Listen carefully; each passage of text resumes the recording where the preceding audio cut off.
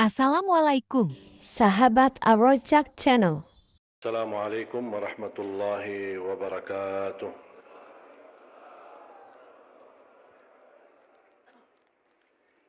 Alhamdulillahi rabbil alamin. Usalli wa usallimu ala ashrafil anbiya'i wal mursalin Sayyidina wa nabiyina Muhammad wa ala alihi wa sahbihi wa man tabi'ahum bi ihsanin ila yaumiddin. اللهم علمنا ما ينفعنا وانفعنا بما علمتنا وزدنا علما وتقى. اللهم إنك عفو تحب العفو فاعف عنا يا كريم. Jamaah Masjid Agung Sunda Kelapa yang saya cintai, kaum muslimin muslimat, sahabat saya Mbak Sutrasun yang menyampaikan sambutannya, terima kasih semangatnya dan motivasi untuk jamaah. Mudah-mudahan segala aktivitas dan kegiatan kebaikan di Masjid Agung Sunda Kelapa menjadi amal salih dan saksi baik bagi kita semua. Amin ya rabbal alamin. Bapak Ibu, jamaah sekalian yang dimuliakan Allah Subhanahu wa taala, tidak terasa begitu luar biasa cepat kedatangan bulan Ramadan dan cepat kita mau berpisah dengan bulan Ramadan. Kita belum tahu apakah dunia, umur dan kesempatan untuk bertemu Ramadan yang akan datang atau tidak. Tapi yang selalu saya doakan, mudah-mudahan insyaAllah Ramadan ini kalau memang ditakdirkan menjadi terakhir bagi sebagian dari jamaah, mudah-mudahan menjadi Ramadan yang terbaik yang menantarkan kita husnul khatimah. Yang ditakdirkan masih punya umur, mudah-mudahan sehat walafiat, bertemu Ramadan yang akan datang dan terus lebih baik lagi. Karena orang mukmin dia cerdas memanfaatkan umurnya. Semakin panjang dan hakikatnya semakin pendek. Karena semakin mendekati kematian. Dan dia selalu menyadarkan diri, terlewat satu hari berarti semakin dekat kepada rumah terbaru yang kita semua akan masuki masing-masing, adalah kuburan kita. Bahagialah seorang yang masuk kuburannya, masuk rumah barunya, amal-amal salihnya menjadi saksi baik yang akan membelanya dan membawa cahaya di dalam kuburannya yang kita lihat ketika kita kuburkan seorang. Kondisi kuburannya itu memang sempit dan gelap, tetapi hakikatnya ketika kita pulang habis mendoakan dan kita bobar, Allah Subhanahu wa taala bagi hamba yang salih kun fayakun. Allah Subhanahu wa taala luaskan kuburannya menjadi seluas dan sepanjang pandangan mata melihat. Dan Allah rubahkan kesempitan itu menjadi tempat dari Raudhatum Riyadil Jannah. Terbuka di sampingnya satu pintu yang Allah tunjukkan lewat pintu tersebut posisinya di dalam surga Allah Subhanahu wa taala. Makanya hamba yang salih di saat itu melihat karunia dan keagungan dan keberkahan dan janji Allah yang akan menjadi kenyataan, dia berkata, ya Allah, mohon segerakanlah hari kiamat. Segerakanlah hari kiamat. Dan perasaannya yang dia bertahun-tahun bahkan bisa ratusan tahun, dan yang saya yakini usia kita nanti di alam kubur jauh lebih panjang daripada usia kita di dunia. Dan kita kenal kakek nenek kita yang sudah duluan dipanggil oleh Allah sudah berapa puluhan tahun. Ada dari keluarga kakek nenek kita yang belum kita pernah kenal, mereka sudah puluhan bahkan ratusan tahun di bawah tanah. Hanya Allah Subhanahu wa taala yang mengetahui bagaimana keadaan mereka di situ. Ketika orang terbuka di sampingnya pintu dari pintu surga, dia memohon kepada Allah segerakan hari kiamat. Dan dia akan merasa masa panjangnya di dalam kubur seperti orang tidur malam hari dan bangun sudah bangkit hari kiamat. Sudah kedatangan dan tibanya hari kiamat. Subhanallah. Beda sama orang na'udzubillah munafik. Orang yang bodoh sebagaimana Allah sebutkan dalam Al-Quran. Bukan hanya bodoh tapi sangat bodoh. Dan sangat zalim terhadap dirinya. Dia tidak memfikirkan masa depannya. Menikmati dan memaksimalkan apa yang harus saya lakukan. Kita selalu berupaya memfikirkan masa depan anak kita. Beli rumah, menumbulkan tabungan, memfikirkan masa sekolahan anak-anak kita di masa depannya, padahal belum tentu anak kita punya umur sampai bisa masuk sekolah. Yang kita fikirkan biaya kuliahnya, padahal bisa jadi kita besok kuburkan anak kita sendiri. Kalau orang berduli masa depan anaknya dan keturunannya, ingat firman Allah Subhanahu wa taala, "Ya ayyuhalladzina amanu qu anfusakum wa ahlikum nara." Orang beriman, jagalah dirimu dan keluargamu, keturunanmu, anakmu dari siksa neraka jahanam. Itulah masa depan kita. Ketika saya membaca di suratul Hajj, boleh minta Qurannya? Saya mengajak Bapak Ibu untuk sedikit menhayati, mentadabburi bagaimana Allah Subhanahu wa taala menyebutkan tahap-tahap ciptaan manusia di suratul Mu'minun, ada juga di suratul Hajj. Ketika saya membaca dan menhayati mulai dari ayat 12 suratul Mu'minun sampai ayat 16. Tolong ada dari panitia bacakan terjemahannya. A'udzu billahi minasyaitonir rajim. Saya mohon ayat-ayat ini disimpan, suratul Mu'minun mulai dari ayat 12 sampai ayat 16. A'udzu billahi minasyaitonir rajim. Bismillahirrahmanirrahim.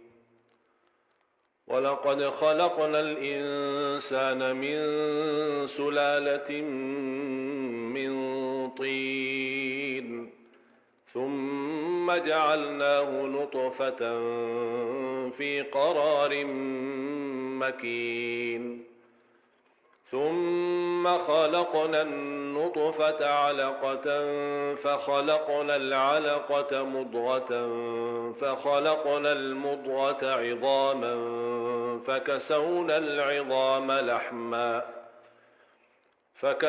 العظام لحما ثم أنشأناه خلقا آخر فتبارك الله أحسن الخالقين ثم إنكم بعد ذلك لميتون ثم إنكم يوم القيامة تبعثون. Ayat ini cukup panjang kan? Sampai Allah Subhanahu wa taala detail menjelaskan bagaimana proses bertahap-tahap ketika di alam janin. Mulai dari nutfah sampai dia menjadi bentuk. Dan Allah Subhanahu wa taala tidak keberatan menggambarkan dan menjelaskan sedetail itu.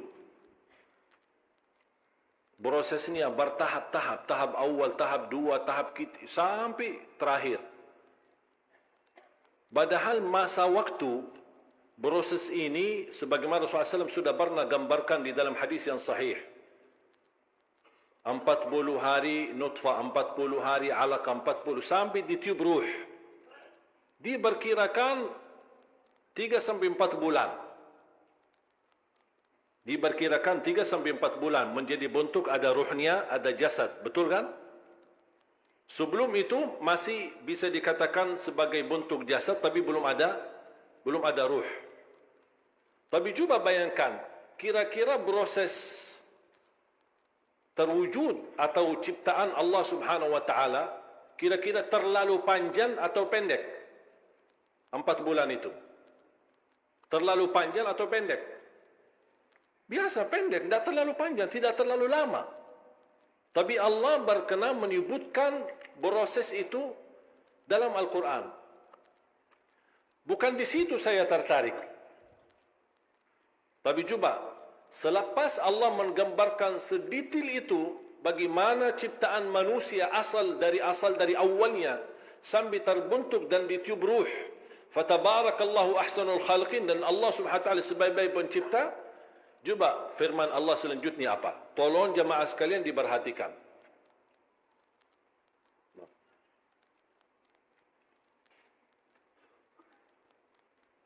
Kemudian sesudah itu, sesungguhnya kamu sekalian benar-benar akan mati.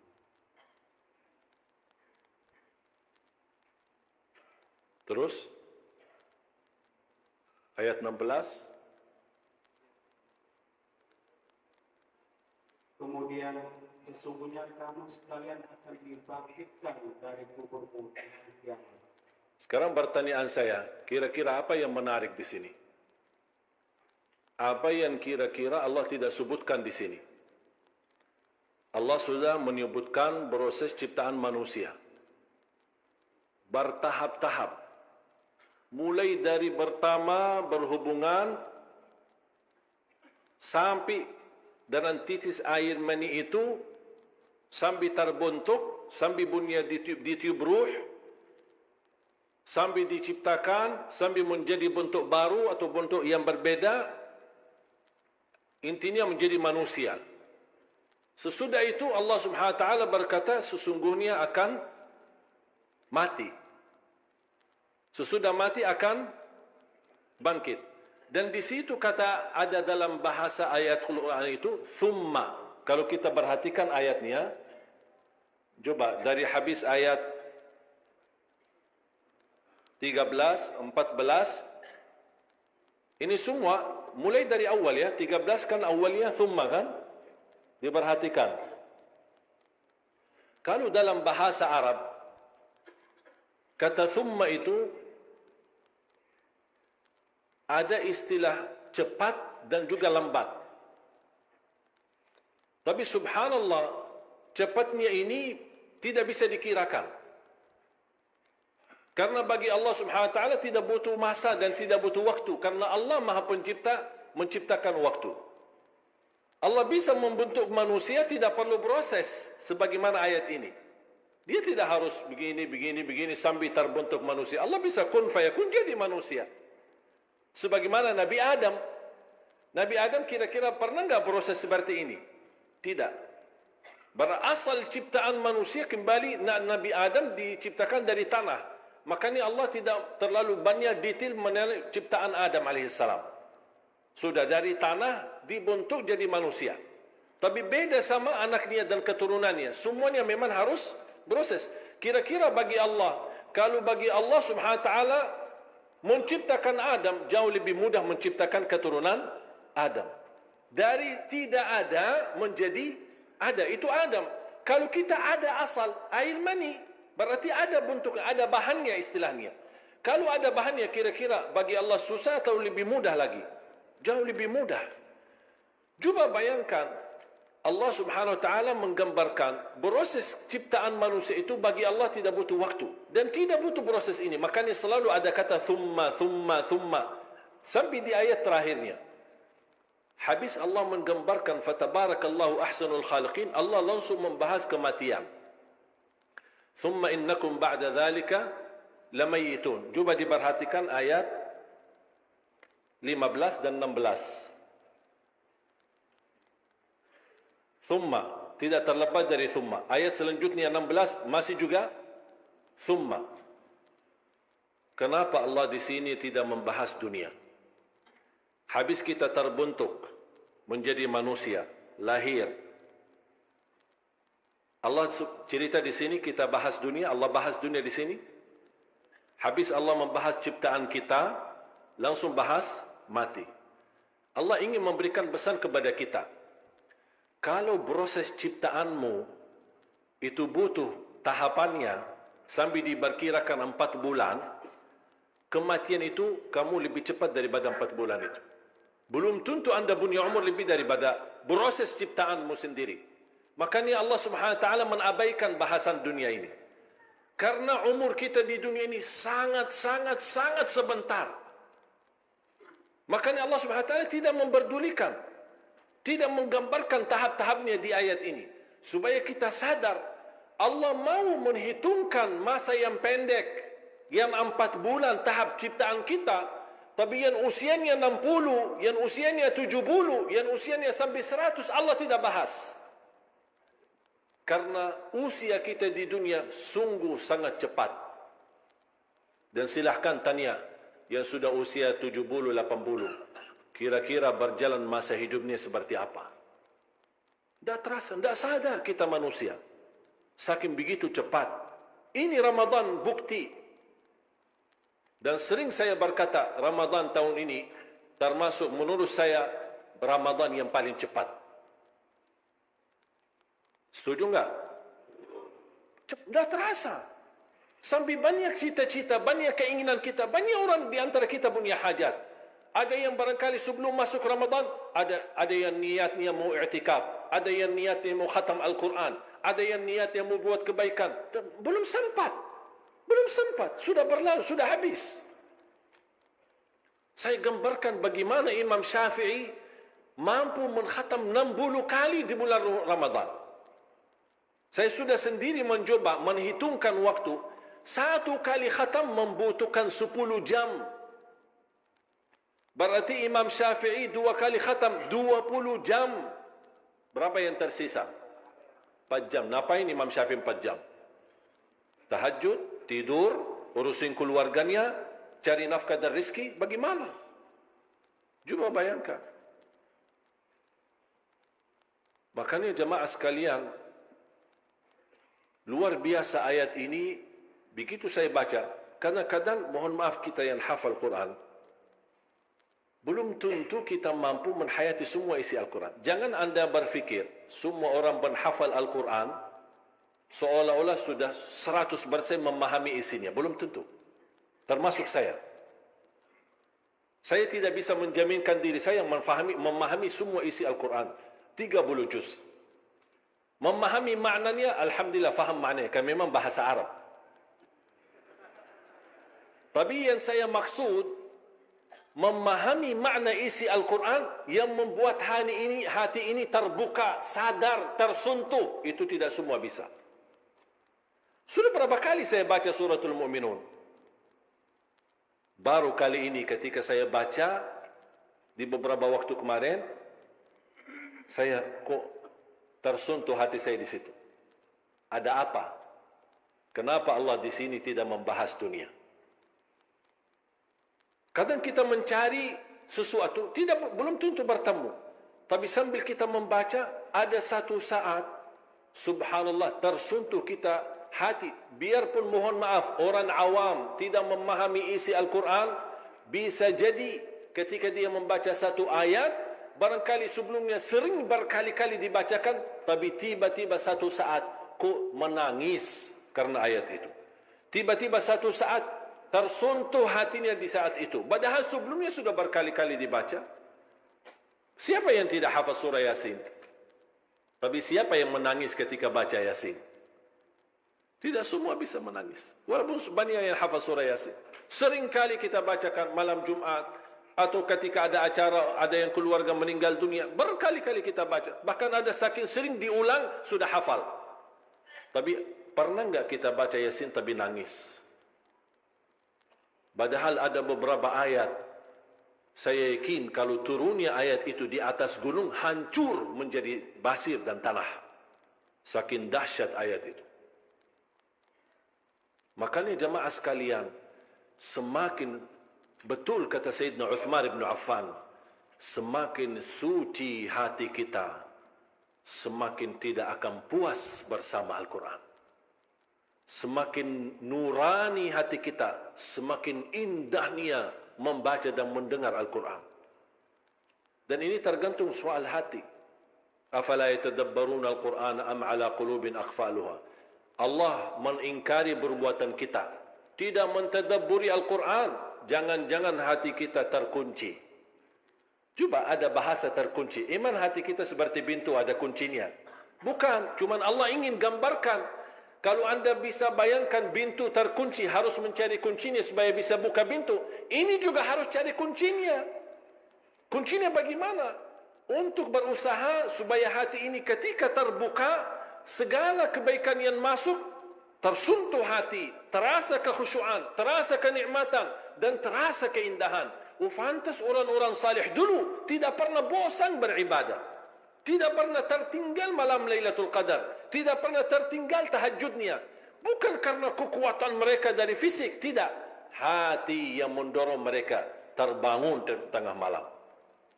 Karena mereka itu setiap ada hal-hal yang membuat hati terkunci, mereka langsung cari kuncinya dan membuka. Apa yang mengunci hati kita? Ada 3 hal. Kalau bisa kita jaga 3 hal, insya-Allah hati kita akan selalu terbuka. Mata melihat. Bahaya mata ini. Semakin sering melihat dosa maksiat, semakin merapat pintu hati kita. Coba tanya berapa kali cuci mata sehari. Di TV, di majalah, di jalan, naik angkot umum, di depan kita, paha berbagai macam ukuran. Macam-macam. Ini semua terganggu. Mungkin masih di Madinah terjaga, tidak ada yang kelihatan paha. Masih kita bisa jaga pandangan. Dan subhanallah, jangan anda merasa semakin di Madinah bisa menikmati ibadah, semakin mulia. Justru semakin berat ujiannya, semakin banyak godaannya, dan semakin anda mampu bertahan dan istiqamah beribadah, anda akan menjadi lebih mulia daripada orang Madinah. Karena ibadah tidak sama di sisi Allah bagi orang yang mudah beribadah sama orang yang banyak godaannya untuk beribadah. Semuanya di sisi Allah tidak ada yang sia-sia. Makanya disebutkan dalam hadis sahih, di antara salah satu dari 7 yang akan dibawa naungan Allah adalah wasyabun nasya'a fi ta'atillah, pemuda yang bisa menjaga diri dalam taat kepada Allah. Kenapa disebutkan pemuda? Kenapa dibilang yang tua? Yang tua yang menjaga taat kepada Allah di bawah naungan. Kenapa disebut pemuda? Dari hadis ini saya berani berkata, pemuda yang taat lebih mulia di sisi Allah daripada yang tua yang taat. Mohon maaf bapak-bapak. Kenapa? Mengapa yang muda taat lebih mulia di sisi Allah daripada yang tua taat? Walaupun sama-sama taat, tapi yang muda lebih mulia. Kenapa? Karena yang muda lebih banyak godaannya. Yang tua mau apa ini? Apa yang mau digoda? Makanya subhanallah, semakin anda mampu istiqamah di usia muda, makanya salah satu nanti pertanyaan di hadapan Allah yang akan ditanyakan, ada kan 4 pertanyaan. Tidak akan tergeser kaki seorang sebelum ditanya oleh Allah. Pertama, an umurihi fima afna. Umurmu, apa yang kamu isikan. Allah tidak akan bertanya berapa umur kamu. Allah tidak akan bertanya. Allah tidak peduli berapa usia kita. Tapi yang ditanyakan oleh Allah, apa isinya? Pertanyaan yang kedua, wa an syababihi fima ablah. Usia mudamu, apa yang kamu kerjakan? Coba, padahal tadi kan sudah ditanya umur. Apakah istilah umur masuk muda enggak? Masuk. Tapi kenapa ditanya lagi pemuda? Karena pemuda itu lebih diutamakan. Ditanya oleh Allah, apa yang kamu isikan? Atau anda ikuti hawa nafsunya? Makanya perjuangan saya sering mendorong dan motivasi remaja-remaja masjid-masjid. Dan cita-cita saya insya Allah akan datang satu saat seluruh masjid di Indonesia yang akan jadi imam adalah pemuda-pemuda kita. Biar bukan berarti geser-geser yang tua, tetapi yang tua hormat-hormat, dihormati. Tapi maksud saya berikan kesempatan anak-anak muda kita yang sudah menghafal. Dan kita melihat anak-anak kita sangat membanggakan. Salah satu contoh, coba saya mengikuti acara Hafiz Indonesia sudah 6 tahun. Luar biasa kita melihat anak-anak kita di bawah usia 10 tahun hafal 30 juz. Bahkan mereka jangan hanya bisa mereka berjuang di Indonesia, tapi alhamdulillah kemarin sampai ada beberapa dari anak-anak kita yang diundang ke Arab Saudi mengikuti lomba internasional, dan kemarin ada yang juga mendapatkan juara. Ini masih di bawah 10 tahun. Hafal Quran, tapi diajar bahasa Arab, tidak bisa bahasa Arab. Hanya Assalamualaikum, Waalaikumsalam, itu aja bahasa Arab. Tapi hafal Quran, hafal angka, hafal halamannya. Bahkan ada di antara mereka, selain hafal Quran 30 juz, hafal 900 hadis dari Rasulullah SAW. Bukan berkata Rasulullah bersabda, tidak. Tapi dia hafal dari an fulan, an fulan, an fulan, an fulan, an Abi Hurairah, qala Rasulullah. Panjang dia hafalnya. Kalau anak-anak seperti ini, pemuda-pemuda yang sudah menghafal Al-Quran, walaupun hanya beberapa juz, kalau tidak dorong mereka dijadikan muazzin, dijadikan imam, apalagi seperti salat tarawih, memiliki suara yang merdu dan bagus, kapan mereka bisa jadi kesempatan kebaikan? Kalau tidak diberikan kesempatan dalam kebaikan, pasti akan keluar dari masjid mencari hal-hal yang bisa mengisi kesibukan mereka. Kalau tidak kesibukan kebaikan, pasti akan terisi hal-hal yang buruk. Dan semua orang bisa larinya ke dosa maksiat, wallahi karena kosong hatinya. Tak ada orang yang berisi hati taat, taqwa, cinta, iman, ikhlas, dia berbuat dosa maksiat, tidak mungkin. Begitu kosong hati, syaitan datang, arahkan hatinya kepada syahwat, hawa nafsunya, maksiat dan dosa. Tapi kalau isinya dilindungi oleh Allah hatinya, karena dia isi taqwa, iman dan belajar ilmu dan selalu makmurkan masjid, syaitan tak punya jalan masuk ke situ. Jadi jaga pandangan. Kalau terpaksa cuci mata boleh sekali. Tapi sekali itu jangan panjang.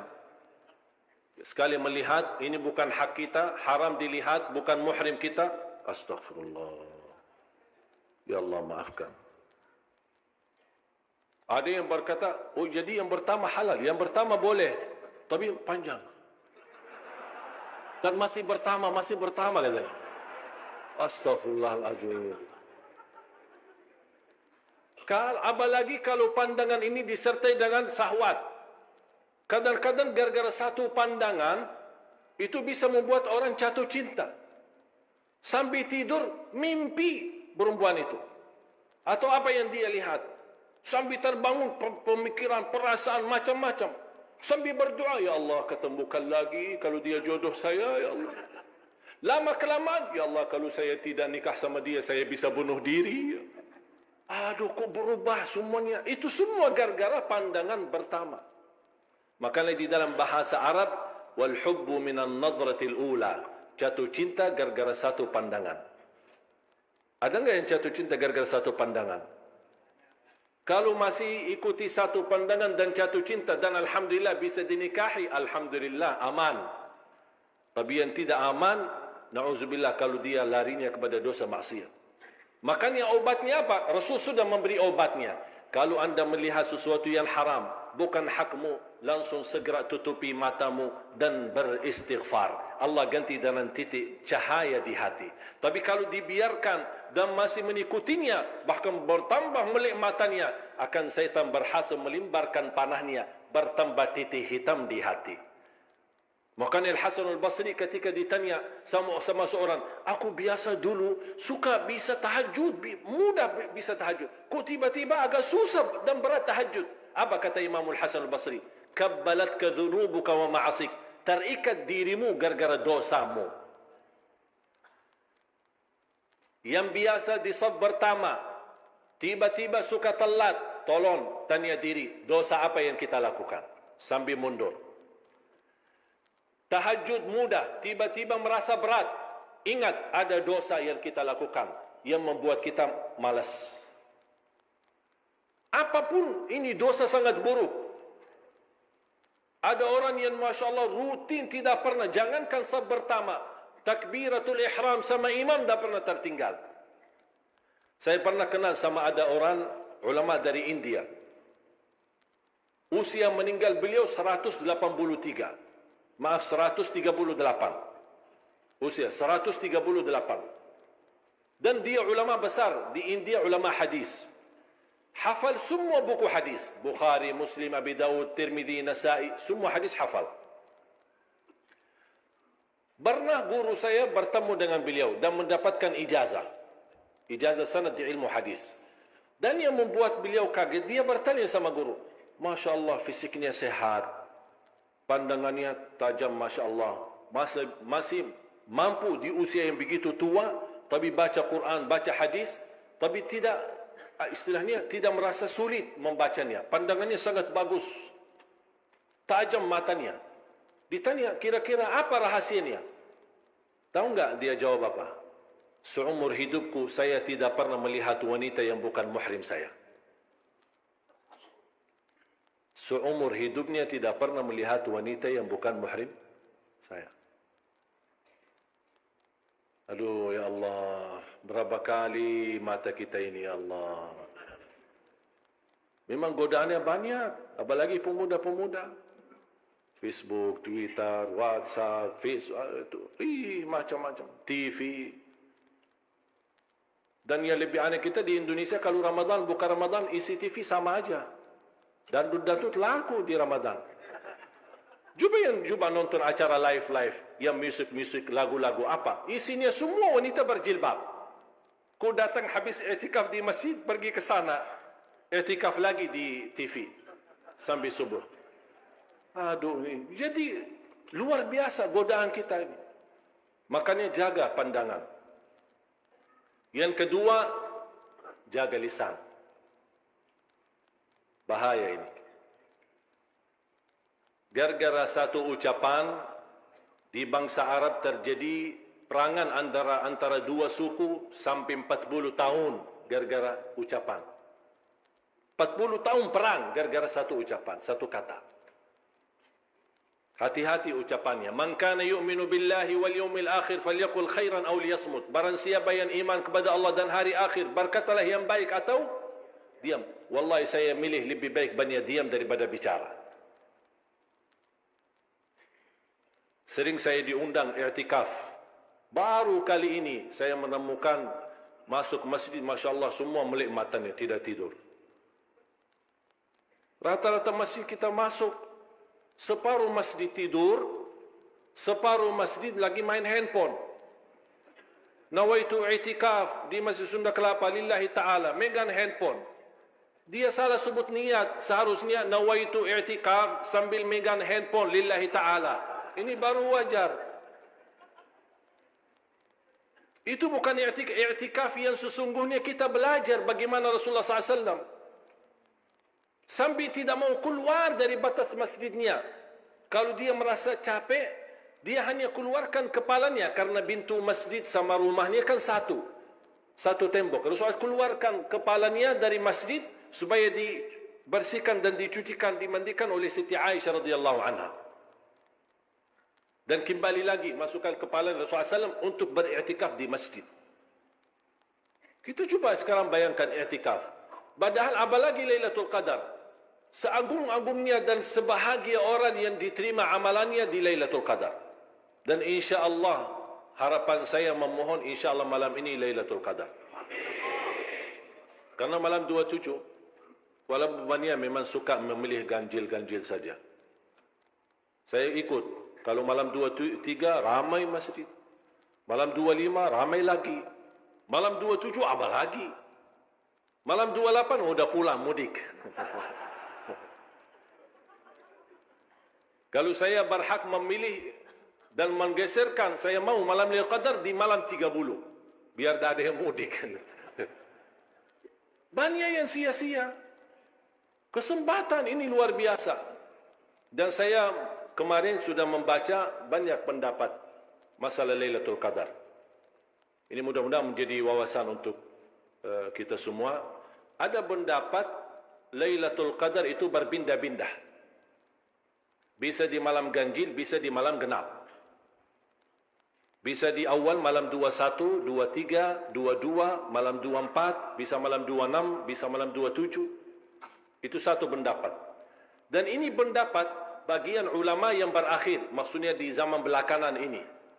Tapi menurut ulama di zaman awal, termasuk para sahabat dan para tabi'in, ulama yang masyhur, itu rata-rata hampir disepakati malam Lailatul Qadar tidak berpindah-pindah. Apa dasar mereka? Turunnya Al-Quran di Lailatul Qadar. Masa Lailatul Qadar turunnya Al-Quran pindah-pindah? Sebentar turun Quran malam ini, sebentar malam ini, malam ini. Kan Quran turunnya satu kali.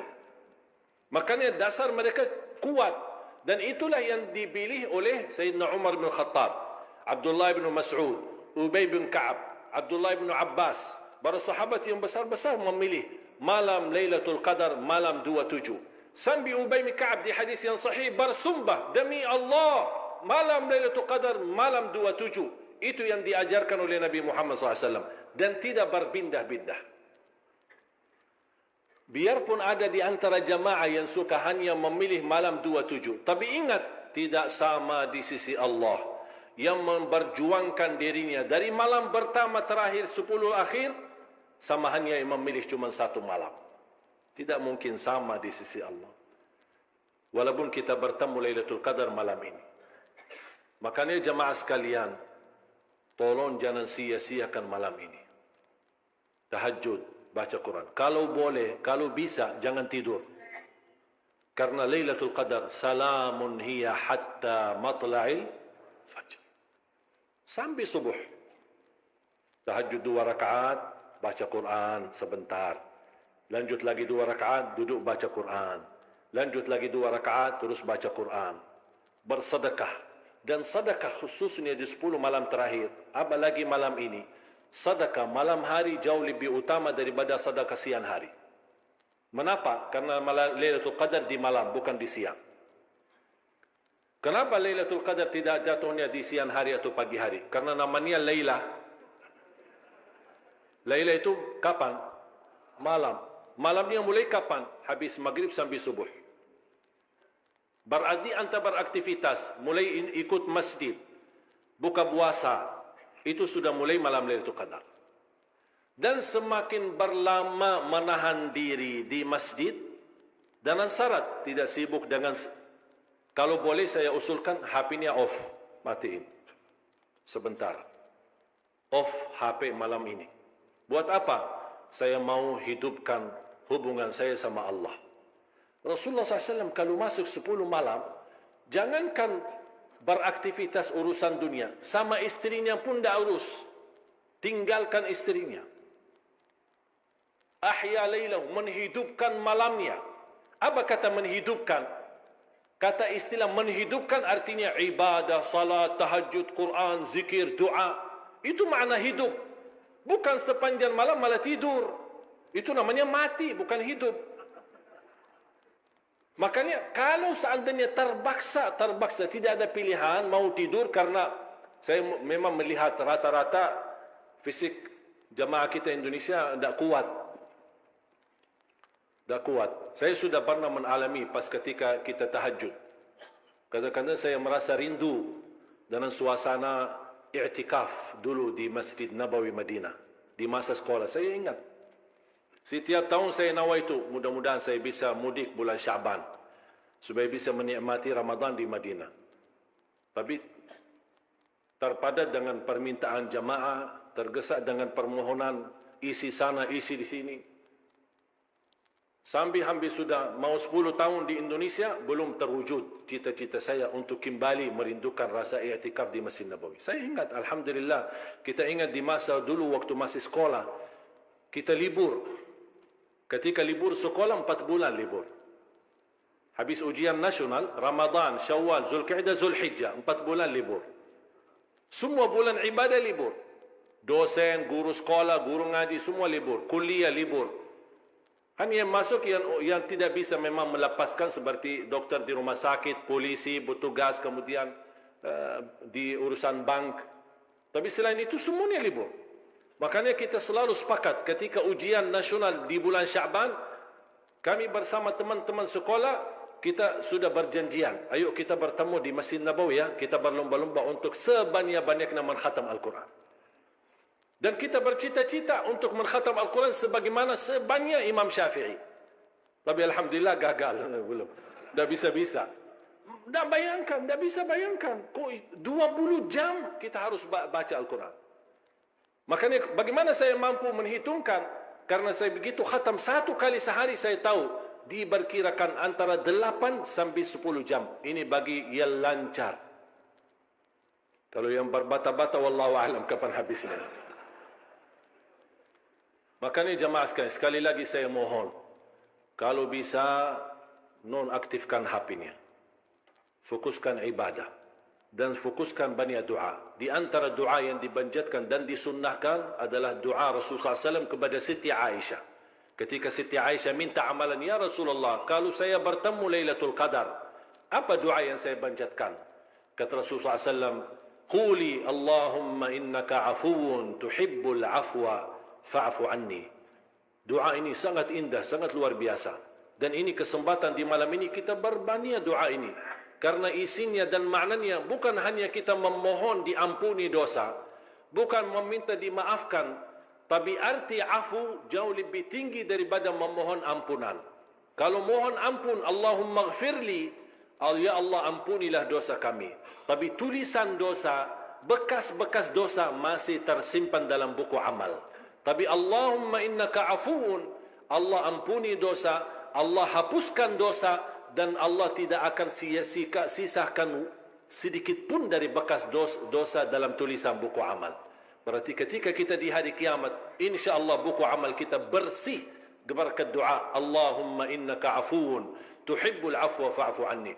Dalam sujud boleh, habis salat boleh, menjadi wirid kita sebagaimana kita baca subhanallah walhamdulillah wa la ilaha illallah wallahu akbar, boleh kali ini dan malam ini khususnya kita jadikan wirid kita. Allahumma innaka afuun tuhibbul afwa fa'fu anni. Allahumma innaka afuun tuhibbul afwa fa'fu anni. Allahumma innaka afuun tuhibbul afwa fa'fu anni. Kita mengharap pemaafan Allah Subhanahu wa taala, karena pemaafan Allah beda sama pemaafan manusia. Kadang-kadang orang menzalimi kita, menghina kita, caci maki kita dan datang minta maaf. Mungkin kita mampu ikhlas dan memaafkan, tapi belum tentu bekas sakit hati ada atau bisa dihilangkan dalam hati.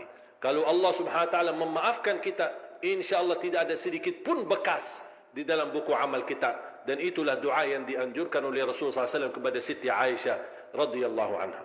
Makanya kembali lagi, isi lidah ini dengan kebaikan, zikir, doa, istighfar, dan terus mendoakan orang tua, mendoakan saudaranya, mendoakan negeri kita Indonesia agar selalu dalam lindungan Allah Subhanahu wa taala, mendapatkan pemimpin yang takwa, pemimpin yang adil, pemimpin yang amanah, pemimpin yang ikhlas, yang memimpin negeri ini, yang bisa menjaga dan bisa melayani rakyatnya dengan sebaik-baiknya. Yang terakhir adalah telinga. Yang pertama yang mengunci hati, mata. Terus yang kedua, lidah. Yang ketiga, telinga. Jaga pendengaran kita. Banyak isu fitnah macam-macam yang kita dengar. Dari lingkungan, gosip, fitnah. Ada orang membawa berita yang membuat kita sakit hati. Tak usah dengar. Tak usah dengar. Orang mukmin bersikap, kalau berita yang mau didengar itu baik, lanjut. Kalau tidak baik, mohon bilang sama yang membawa berita, diam. Diam loh, saya tak mau dengar. Saya tak mau tahu. Biarpun ada orang membawa fitnah, saya sering didatangin. Ada si kiai ini, si ustaz ini, dia suka mau sebutkan nama antum, menjelekkan antum. Saya bilang diam, saya dah mau tahu. Dan ana ingin kasih tahu supaya kamu berhati-hati. Saya tak perlu berhati-hati sama manusia. Saya berhati-hati sama Allah supaya jangan kena siksa Allah Subhanahu wa taala. Istiqamah beribadah. Saya tak peduli apa yang diucapkan oleh manusia. Tak usah pedulikan, tak usah dengar. Supaya apa? Supaya besok ketemu semua orang dengan hati yang bersih. Tidak ada satu pun kita sakit hati sama orang. Siapapun dia. Mau dia ustaz, mau dia pejabat, mau dia tetangga, mau dia sahabat. Coba kira-kira perasaan. Kita kan manusia. Tak ada yang bisa menjaminkan hatinya. Kalau anda besok mendengar fitnah dibawa oleh temanmu sendiri atau tetanggamu, kira-kira besok anda mau salaman sama dia? Biarpun anda berkenan salaman, kira-kira hatinya bersih atau sakit hati? Rasul sallallahu alaihi wasallam sendiri pernah berkata, melarang sahabatnya, jangan ada di antara kalian yang membawa keburukan cerita terhadap sahabatku yang lain, karena saya ingin bertemu dengan sahabatku dengan hati yang bersih. Kalau si fulan membawa berita, besok kita sakit hati, ketemu, ini yang kemarin yang suka enak-enak aja nih, baru kenal aja udah langsung berani fitnahin aku.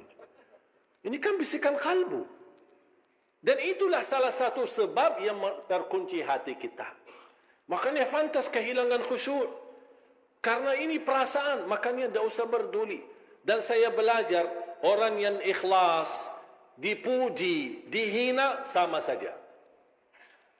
Saya ulang lagi. Mudah-mudahan bisa difikirkan. Orang yang ikhlas, dipuji, diangkat, diagungkan, dimuliakan, dihina, dicaci maki, sama saja. Dia tidak peduli. Dia tidak peduli nilai manusia. Dia tidak peduli apa kata manusia. Manusia senang, dia tidak peduli. Manusia tidak senang, apalagi dia tidak peduli. Yang dia pedulikan, Allah senang, Allah suka, Allah ridha, Allah mau, sudah selesai. Kalau kita bisa hidup, insya Allah dengan seperti ini, insya Allah kita punya hati nurani, akan baik sama semua orang dan selalu berbaik sangka. Jangan kita selalu bertafsir sendiri. Dua orang duduk di sana, mereka bisik apaan ya? Jangan-jangan aku yang pusing kita. Coba kalau kita berduri apa kata orang, wallahi kita yang pusing, bukan mereka. Coba kalau kita lupakan, kita abaikan. Dan saya nasihatkan, sampai ada seorang ibu berkata, alhamdulillah Ustaz, saya tidak pernah gosip orang, tidak pernah suka ngomong orang, tapi mohon maaf saya suka dengar. Ya sama aja dosanya. Mendengar berita, melihat berita, caci maki, urusan orang, itu dosa semua. Tak usah peduli. Kita punya urusan sendiri. Dan selalu kita hidup dengan baik sangka. Walaupun anda melihat kawanmu yang suka di masjid, tiba-tiba masuk ke tempat maksiat, jangan anda su'uzzan. Kita tidak tahu apa yang terjadi. Mungkin dia mencari kawannya, mungkin dia mencari anaknya, yang dia dengar anaknya ada di dalam, langsung, wah, ini biasakan yang ceramah selama ini, kok ngapain dia masuk ke situ? Langsung kita pakai tafsir sendiri, disertai dengan godaan setan, bertambah fitnah. Begitu kita dengar berita huwak yang tidak ada asalnya dan tidak ada dasarnya, oh, ya betul-betul, saya kemarin lihat dia masuk ke tempat maksiat, bertambah buruk kita, bertambah beredar fitnah sana sini, dan kita membawa dosanya sampai hari kiamat. Hati-hati jamaah sekalian. Makanya tutupi pandangannya. Hanya yang kita lihat tempat kebaikan, tempat masjid, majlis ta'lim, lihat Al-Quran, supaya Allah Subhanahu wa taala selalu membersihkan pandangan kita dari segala hal-hal yang tidak kesengajaan kita lihatnya. InsyaAllah terhapus dosanya gara-gara kita sering melihat. Makanya salah satu ulama berkata, kalau saya merasa hati mulai keras dan tertutup, saya berbanyak melihat Al-Quran. Berbanyak lihat Al-Quran. Jamaah sekalian dimuliakan Allah Subhanahu wa taala. Malam ini malam 27. Jangan sia-siakan. Bisa jadi malam 27 ini sebab atau salah satu sebab yang menantarkan husnul khatimah.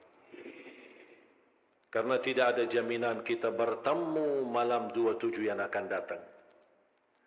Tolong maksimalkan. Nikmati malam ini. Jaga. Kuatkan dirimu. Kuatkan hubunganmu sama Allah Subhanahu wa taala. Tunjukkan kepada Allah yang terbaik. Terbaik tahajud, terbaik baca Al-Quran. Walaupun masih berbata-bata. Tunjukkan kepada Allah, ya Allah, itulah kemampuan saya, tapi itulah yang terbaik insya Allah. Allah akan terima. Kalau Allah sudah terima, balasan Allah tidak akan menjadi biasa. Pasti balasan Allah akan menjadi luar biasa. Fala ta'lamu nafsun ma ukhfiya lahum min qurrati a'yun jazaa'an bima kanu ya'malun. Tidak ada jiwa pun yang bisa tahu apa yang telah dirahasiakan oleh Allah dari balasan-balasan dan kebaikan yang akan Allah berikan kepada kalian atas apa yang kalian kerjakan di masa dunia. Dan balasan Allah, ingat, akan menenangkan hatimu, kata Allah. Qurratu a'yun. Allah akan menenangkan hati kita karena balasannya Allah Subhanahu wa taala. Begitu Allah rahasiakan balasannya. Yang Allah yakinkan kepada kita, balasan Allah bagi kita bukan hanya balasan biasa, tapi balasannya luar biasa. Yang bukan terbatas, tapi insya-Allah akan menenangkan hati kita. Kalau Allah berkata menenangkan hati, kan hati kita kan berbeda-beda. Bentuk manusia berbeda-beda, perasaannya beda-beda. Makanya masing-masing akan dibalas oleh Allah Subhanahu wa taala dengan perasaan yang masing-masing yang berbeda, tapi akan Allah membalasnya dengan menenangkan hati kita masing-masing sesuai isi hati kita. Itulah karunia dari Allah Subhanahu wa taala. Makanya sekali lagi jamaah sekalian, tolong nikmati, manfaatkan, kuatkan tali hubungan kita sama Allah di malam ini. Karena malam ini insya-Allah malam Lailatul Qadar. Barang siapa Rasulullah SAW bersabda, "Man qama Lailatul Qadri imanan wa ihtisaban, ghufira lahu ma taqaddama min dhanbi." Barang siapa yang bangun menghidupkan malam Lailatul Qadar, iman karena Allah, ihtisaban mengharapkan ridha Allah Subhanahu wa taala, akan diampuni segala dosa lalu. Dan barang siapa yang diterima di Lailatul Qadar, segala ibadah dan aktivitas ibadahnya di malam ini akan dijadikan nilainya sama dengan nilai ibadah 83 tahun. Artinya kalau anda tahajud malam ini, insya-Allah nilai tahajudmu diterima di sisi Allah menjadi sama dengan pahala nilainya 83 tahun tahajud. Padahal belum tentu umur kita 83 tahun. Membaca Al-Quran sampai kita diterima malam ini, akan nilai bacaan Quran kita sama dengan membaca Al-Quran 83 tahun. Bersedekah malam ini diterima di sisi Allah karena Lailatul Qadar dan keberkahan Lailatul Qadar, akan mendapatkan nilai sedekah seperti orang bersedekah selama 83 tahun. Belum tentu umur kita bisa 80 tahun, 83 tahun. Itulah karunia Allah. Mudah-mudahan kita semua mampu meraih Lailatul Qadar yang barakah, yang ma'mur, dan semua insya-Allah saya doakan mendapatkan ridha Allah di malam ini. Malam ini ya Allah, aku mohon untuk semua jamaah yang hadir sampai mampu beriktikaf dan mengisi ibadahnya, salamun hiya hatta matla'il fajr. Mudah-mudahan mereka kembali subuh hari masing-masing ke rumahnya sudah diampuni segala dosanya, disucikan hatinya, dituliskan nama-nama kita semua masing-masing serta keluarga bebas dari neraka jahannam, bebas dari neraka jahannam, bebas dari neraka jahannam. Allahumma innaka afu tuhibbul afwa fa'fu anna. اللهم إنك عفو تحب العفو فاعف عنا. اللهم إنك عفو تحب العفو فاعف عنا.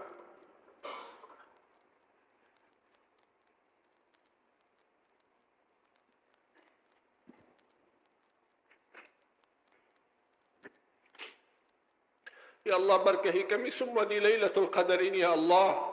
Berikan kepada kami kemuliaan Lailatul Qadar ya Allah. Tuliskan nama kami yang diterima di Lailatul Qadar ya Allah. Tidak ada di antara kami yang munafik maupun sia-sia amalannya di Lailatul Qadar ya Allah. Ya Allah, bebaskan diri kami dan keluarga kami dari siksa neraka jahannam.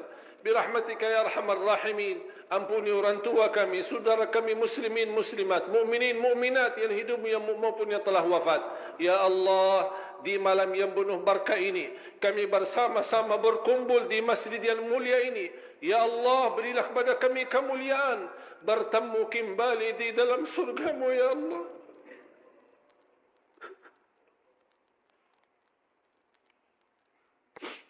Bertemu kembali dalam surga-Mu ya Allah bersama Nabi Muhammad sallallahu alaihi wasallam. Ya Allah, berikan kepada kami dan keluarga kami menjadi keluarga Al-Quran. Keturunan kami, anak dan cucu berhafal Al-Quran. Dan jadikan segala i'tikaf kami di masjid ini menjadi saksi baik di hadapan-Mu, Ya Allah. Ya Allah, terimalah puasa kami. Terimalah salat tarawih kami. Terimalah tahajud kami. Terimalah i'tikaf kami. Terimalah hajat kami, Ya Allah. Di antara semua yang hadir, hanya Allah saja yang maha tahu hajatnya masing-masing. Ya Allah, kabulkan hajat kami. Mudahkan urusan kami. Ijabah doa kami. Ya Allah, jangan ada di antara kami yang ditolak. Jangan ada di antara kami yang diusir dari rahmat-Mu, Ya Allah. Karena kami tidak punya Allah selain-Mu, Ya Allah. Kami tidak punya Tuhan selain-Mu, Ya Rahman, Ya Rahim. Wa'fu anna wa an walidina wa anil muslimina wal muslimat. Birahmatika ya arhamar rahimin.